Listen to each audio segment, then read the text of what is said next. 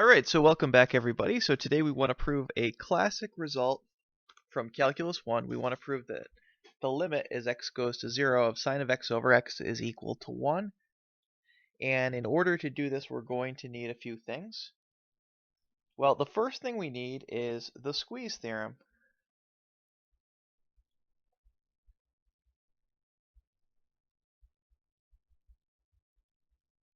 And the squeeze theorem says the following. So it says, well, if f of x is less than or equal to g of x, which is less than or equal to h of x, when x is near some value a,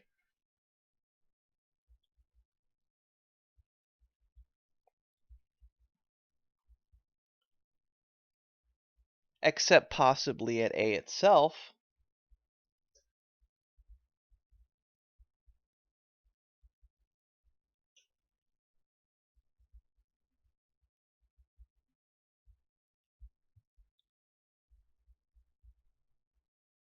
and the limit as x goes to a of f of x equals the limit as x goes to a of h of x, and let's say that's some real number L,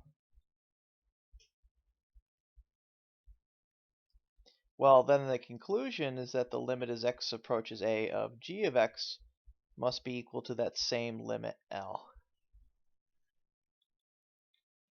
Okay, so we're going to need this, and we're going to need a couple things from geometry.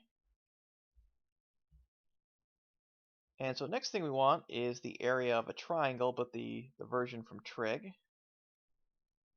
So let's say here's A, B, and C. So that's little a, little c, little b, and let's say that angle is x. And so now we could talk about the area of triangle ABC. Well, in a few different ways, right? Maybe I'll just mention one of them. So I'm looking specifically at side angle side. So the area is 1/2 b times c times the sine of the angle between. I could represent that angle as either a or x, really. But I could get a couple other area formulas if I needed. It'd also be true that the area of this triangle is also 1/2 a times c times the sine of b. And it's also true that the area of this triangle is 1/2 a times b times the sine of c. So I do have some options there, but always picking side angle side for that. And then lastly, we're going to need the area of a sector. That's a portion of a circle. Sort of looks like a pizza slice.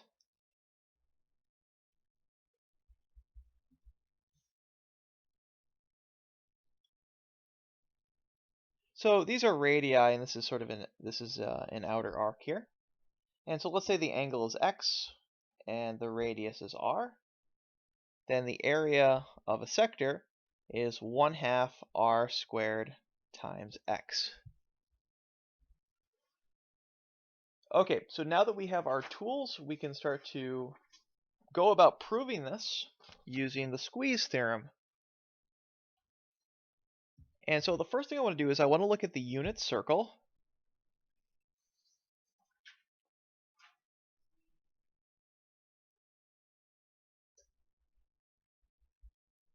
So we have our unit circle here.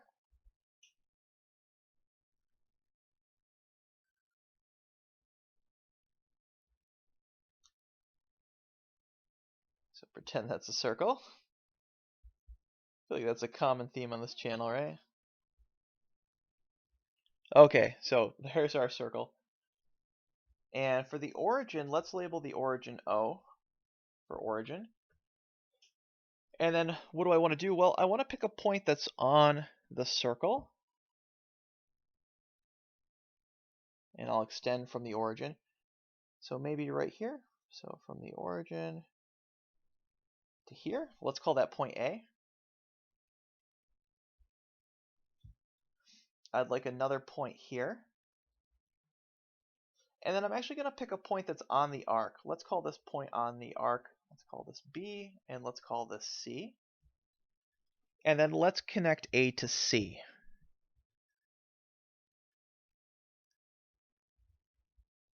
Okay, so connecting A to C. Let's call the angle here X.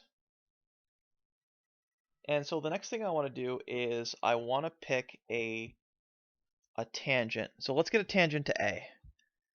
Because we know tangent lines on circles form right angles, right? So let's keep that in mind.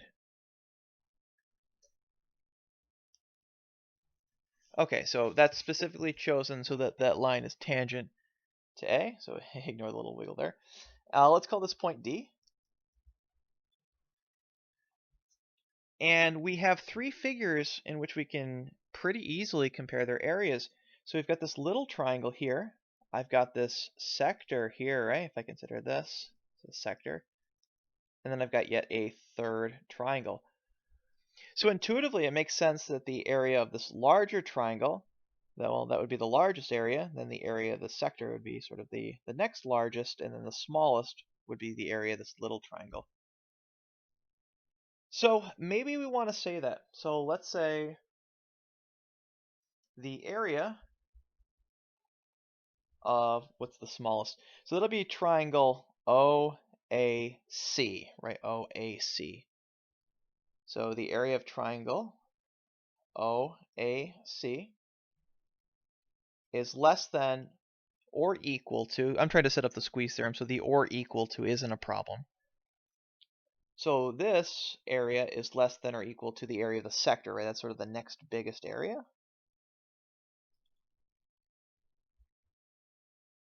So how are we going to label the sector? O, A, B, C.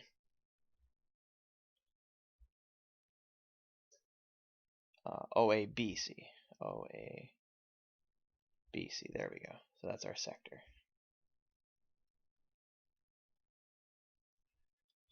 And that's less than or equal to the area of the largest triangle, which is OAD.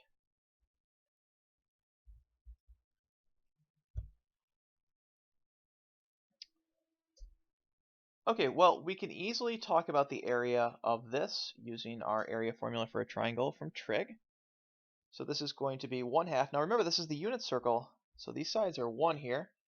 So this is 1/2 side times the sine of the angle between. So remember, side angle side. So we pick our A and B for this.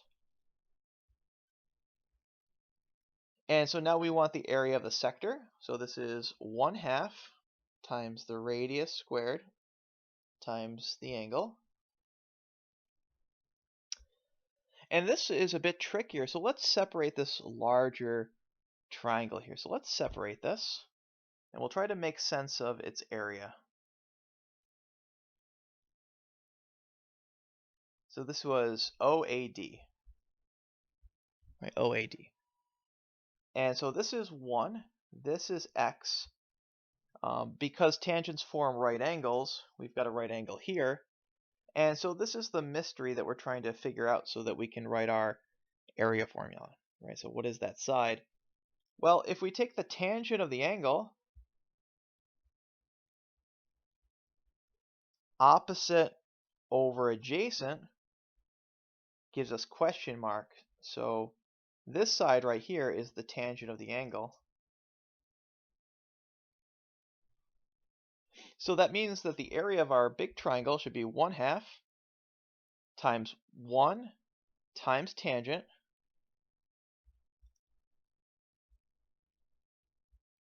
times the sine of the angle between. Well, the angle between is 90 degrees.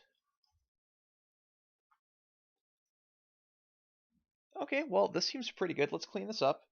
So this gives us, now I could multiply everything by 2. So that's going to leave me with sine of x is less than or equal to x, which is less than or equal to, now remember sine of 90 is 1. So that's going to be tangent of x. Okay, so I cleaned everything up and I multiplied everything by 2. And so let's divide everything by sine of x. So sine over sine is 1. The middle, I'm going to have x over sine of x. And here I'm going to have tangent of x over sine of x. I could do some canceling there, no problem.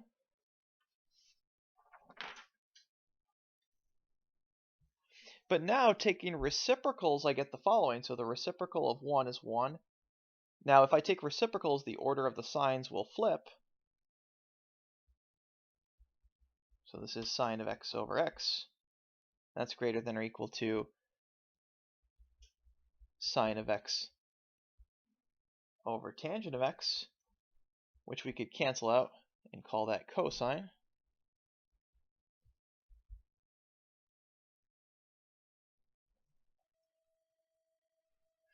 Okay, so let's write this now. So that means that this is the smallest. So I'm going to write it in this order now. And that's less than or equal to the sine of x over x, and that's less than or equal to 1.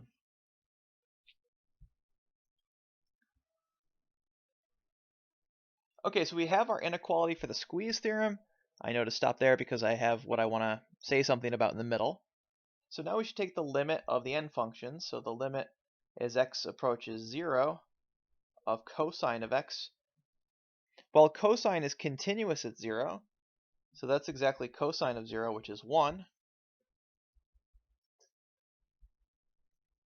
And now we take the limit as x goes to 0 of 1, this constant function.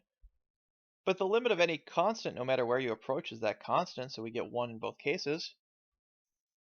And so this proves our theorem. So thus, by the squeeze theorem,